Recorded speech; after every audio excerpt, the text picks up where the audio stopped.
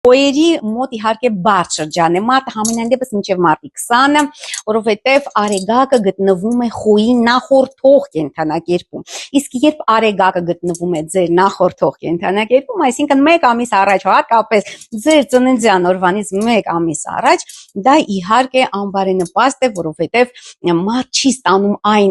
արեգակնային ջերմ էներգիան, որը անհրաժեշտ է իր բնականon կենսագործունեության համար։ Արեգակը, իր սեփական արեգակը տվյալ պահի արեգակին չի տեսնում։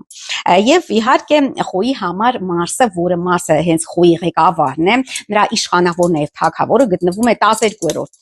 աստղատանը, այսինքն ձկներում, բնականon դե շատ անբարենպաստ է, հնարավոր են զանազան դավադրություններ խոյերի դեմ, գաղտնի թշնամիները կակտիվանան, հնարավոր է ակտիվանան նաեւ գաղտնի հիվանդություններ, այսինքն այն հիվանդությունները, որոնք բացահայտ